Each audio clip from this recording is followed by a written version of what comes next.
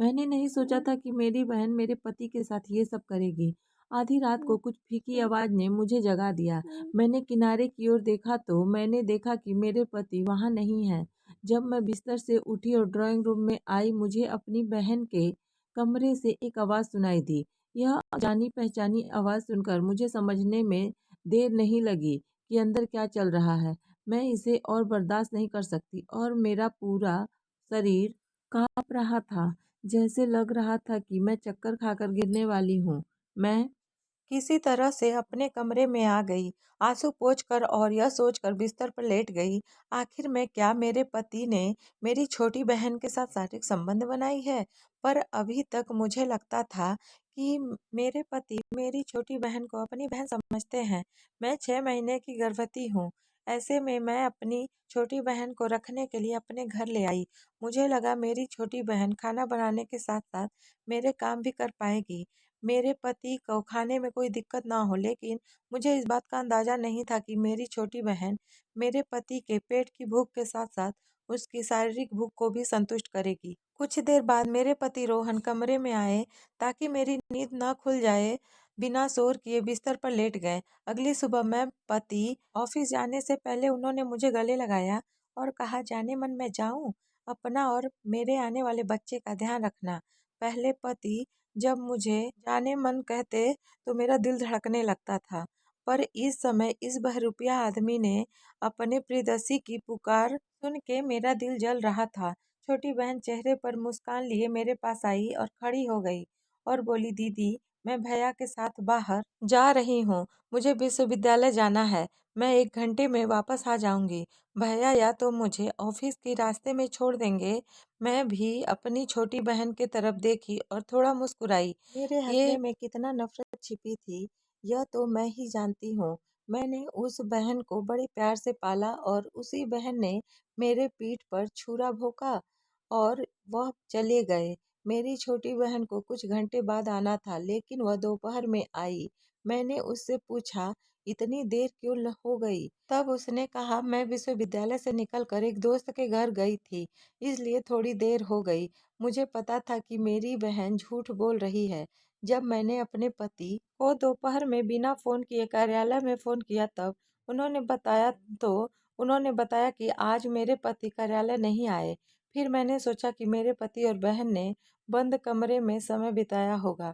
हर minute अपने आप से लड़ रही थी कि अब मुझे अपने परिवार को जीवित रखना है तो मुझे उनकी गंदगी सहन करनी होगी, और अगर मैं उनकी गंदगी को प्रकट करती हूँ तो मेरा परिवार टूट जाएगा और मेरे माता पिता का अपमान होगा।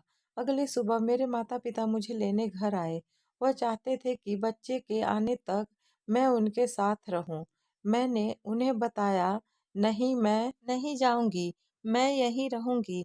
मेरे बगल में बैठे मेरे पति ने कहा, ऐसा तो नहीं है कि आप मेरे बारे में सोचकर आप अपने माता पिता के साथ जाने से सहमत नहीं है?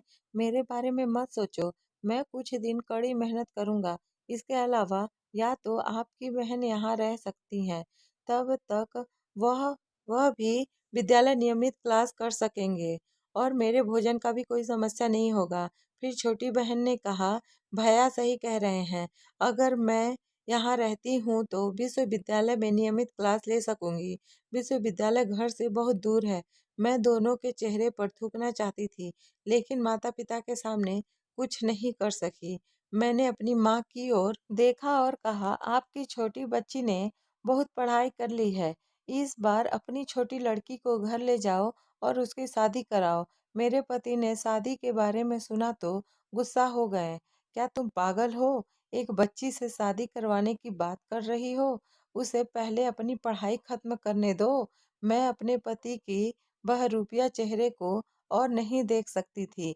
मैंने अपने पति के आंखों में देखा और कहा, उसकी शादी नहीं कर आऊंगी तो क्या मैं इसे तुम्हारे लिए छोड़ दूंगी ताकि आप हर दिन उसके साथ अपनी दैनिक ज़रूरतों को पूरा कर सकें? मेरी बात सुनकर मेरे पति डर गए। मैंने देखा अपनी बहन की ओर देखा तो उसका भी चेहरा पीला पड़ गया था।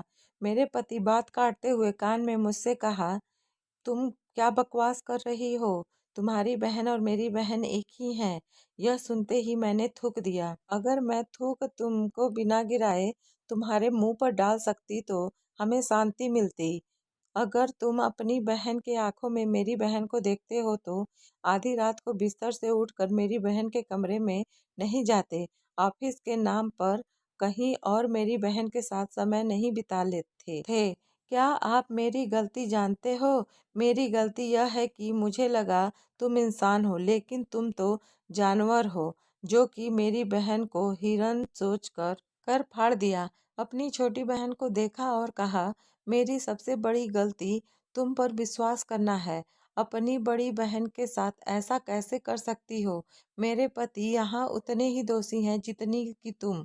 मेरी बहन मेरे पास आई और हाथ जोड़कर कहा, बहन मुझसे गलती हो गई, मुझे माफ़ कर दो।